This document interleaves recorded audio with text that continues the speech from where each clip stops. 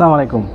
আমি মোহাম্মদ আবির সরকার, plumbing contractor হিসেবে দীর্ঘদিন যাবৎ এই লাইনে আসি। সিপিভিসি পাইপ লিকেজ কেন হয়?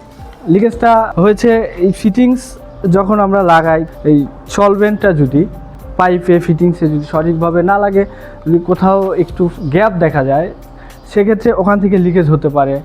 ফিটিং করার সময় আমাদের তার কাটা মারতে হয় লেভেলিংটা ধরে রাখার জন্য। তার কাটা মারলে হাতুড়ির বাড়ি অনেক সময় পাইপে লেগে যায়, পাইপটা কিন্তু ক্ষতিগ্রস্ত হয়, পাইপটা ফেসে যায়। আরেকটা জিনিস, যখন লোহাটার মাথা শেষ পর্যায়ে যায়, পাইপটা একটু চলটা উঠে গেছে, ওই জায়গায় পাতলা হয়ে যায়। ওখানে যখন গরম পানিটা ঢুকবে, ওখান থেকে লিকেজ করার সম্ভাবনা থাকে। যেমন বাংলাদেশে পাইপগুলো পাওয়া যায় কি, A1 পাওয়া যায়, এন পলি পাওয়া যায়, তারপরে ইরা পাওয়া যায়, অ্যাস্টল পাওয়া যায়, যে ব্র্যান্ডেরই ব্যবহার করে। সেক্ষেত্রে আমি পাইপটা ভালো ব্র্যান্ডে লাগিয়েছি, কিন্তু আমি গিজারটা ঠিকমতো লাগাইতে পারিনি।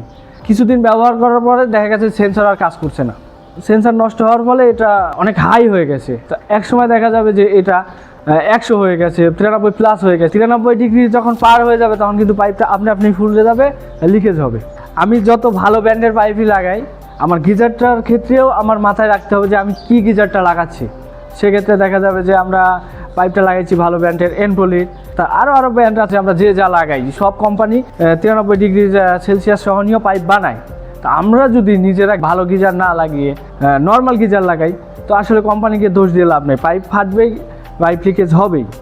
সলভেন্টের তুলির বিষয়ে আমরা এখন একটু বলতে চাই। সেটা হচ্ছে, অনেক কোম্পানি দেখা যায় যে তুলিটা ব্যবহার করছে চুলে, তো সলভেন্টটা ঠিকমতো চুষে না। আমি যখন ব্যবহার করার জন্য ভিতরে নেব, না চুষলে কী হয়, আমি যখন রাউন্ডটা করবো সব জায়গায় যায় না, আমরা কি তাড়াহুড়ার মধ্যে মিস্ত্রিরা আবার লাগিয়ে ফেলি।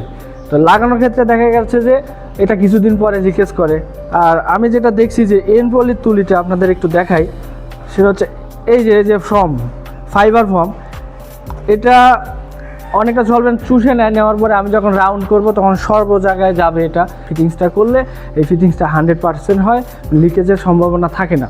অনেক সময় আমরা পাইপ লাগানোর পরে খোলা রাখি, তো খোলা রাখলে কি হয়, এর মধ্যে যত বাতাস ঢুকবে, এটার চকলেটের মতো আঠালো হয়ে যাবে।